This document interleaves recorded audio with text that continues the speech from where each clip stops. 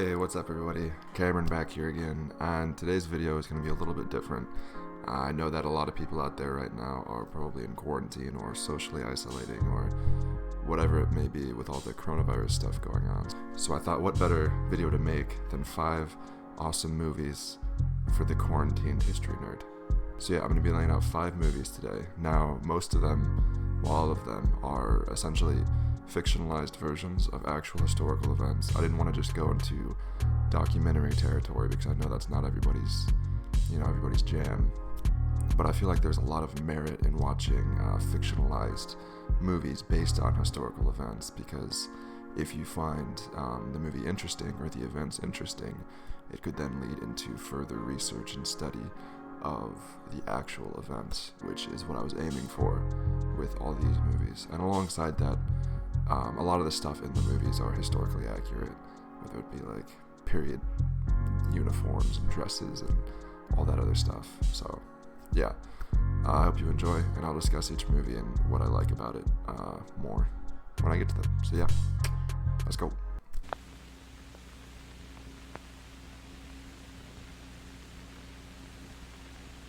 Okay, so the first movie that I recommend is The Two Popes. Now, this movie came out on Netflix about a month and a half ago, as of recording, maybe 2 months ago, and I watched it very recently, and it has a lot going on. Now, essentially the premise is the election of Pope Benedict XVI, the life and struggles of the future Pope Francis, and the eventual Vatican leak scandals that led to the resignation of Pope Benedict XVI and the election of Pope Francis to the papacy. Now, the majority of the movie focuses on the life of Pope Francis, so in that way, it's sort of a biographical piece on Pope Francis. Now, like I said, this film has a lot going on throughout its entire runtime, and it covers a lot of topics.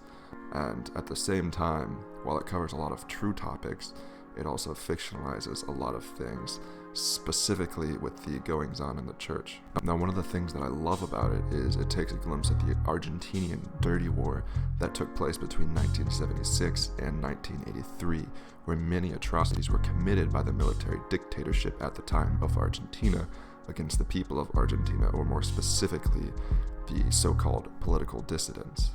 Now, alongside this brief of the Dirty War, which was one of my favorite aspects of the film, the large span of the history of the film means that the film covers numerous real historical moments, speeches, etc. And particularly interesting to me is seeing the inner workings of the Catholic Church. And although a lot of the content of the film is fictionalized or imagined due to lack of information on the inner workings and conversations and etc. in the church, the base framework is very realistic and serves to pique the curiosity of any viewer and may get them wanting to know more about the going-ons in the Catholic Church and the papacy. Now, overall, it's a decently long movie, and it covers a lot of content. And I think if you have any interest in the Catholic Church or the role of the Pope and just sort of the papacy in general, you're really going to like this film. And the acting is also just really good, and I really enjoyed it.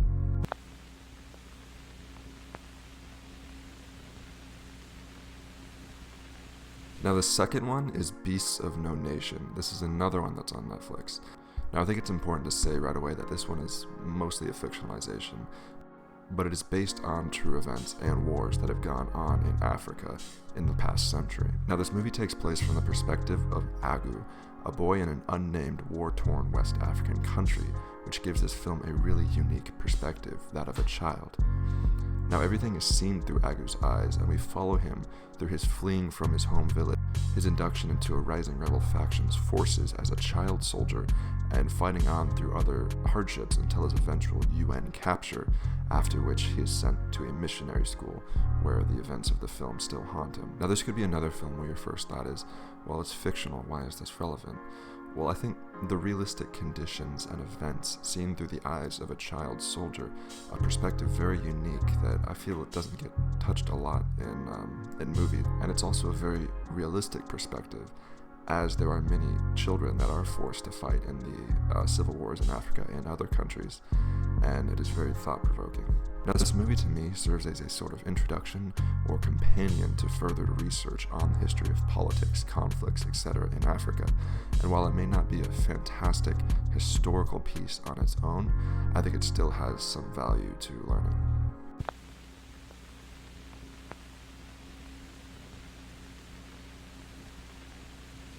Now, this next one is one of my favorite movies of all time, possibly my favorite movie of all time, and that is The Last Samurai.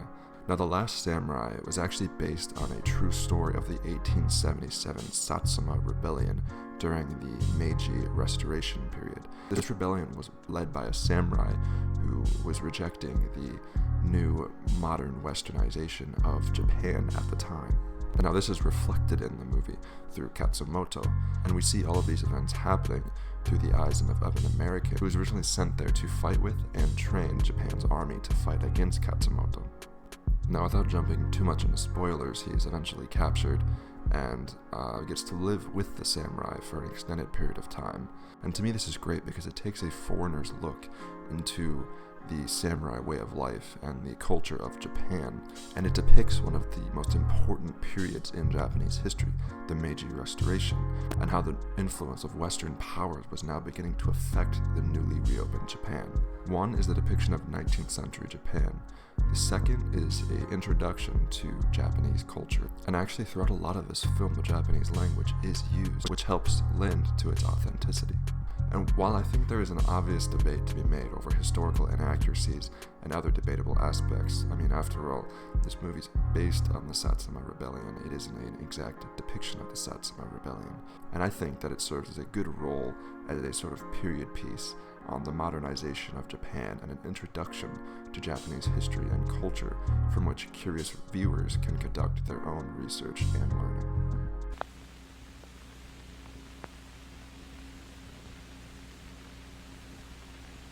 So this next film is a very popular one a couple years back when it came out, and that is The Theory of Everything.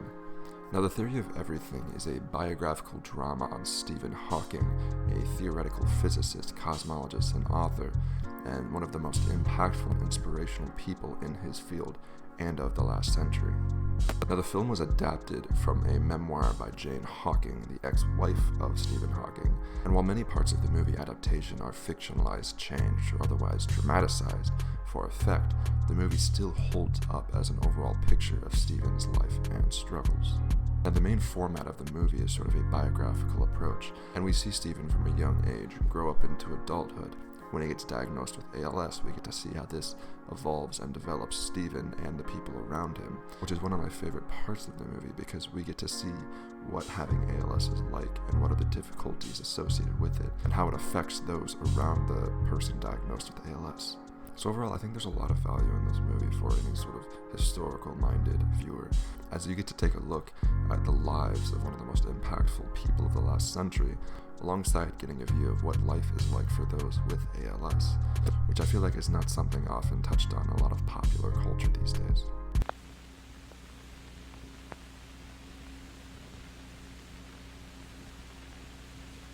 Alright, the last movie in this video is going to be Letters from Iwo Jima, and now this is absolutely one of my favorite movies of all time. I still watch it pretty much every year at least once. Now, the premise of this movie is you see from the other side of the Pacific Theater in World War II, a viewpoint which is very rarely seen, and it takes in the eyes of some of the Japanese soldiers defending the island of Iwo Jima in 1945. Now, the film depicts atrocities and kindness on both sides, and is effective in this way, as many films of the war depict the enemy as nothing more than monsters with little emotion. This film helps to combat that idea and serves to humanize the Japanese in a way that very few World War II films actually do. Now, this film has a very realistic approach to action that focuses less on massive scenes of violence and utilizes the violence to muster emotion from the viewer, and it also serves as a great companion piece to Flags of Our Fathers, a film that, with a lot of modern developments in the identification of the flag raisers that the movie is based off of, in my opinion doesn't hold up as well. However, Letters from Iwo Jima absolutely holds up. Now, like I said, it takes you to the eyes of some of the foot soldiers on Iwo Jima. And what's cool about it is it doesn't just begin from the beginning of the battle, it shows you the buildup of forces on Iwo Jima, some of the home life of the combatants and what their families were like.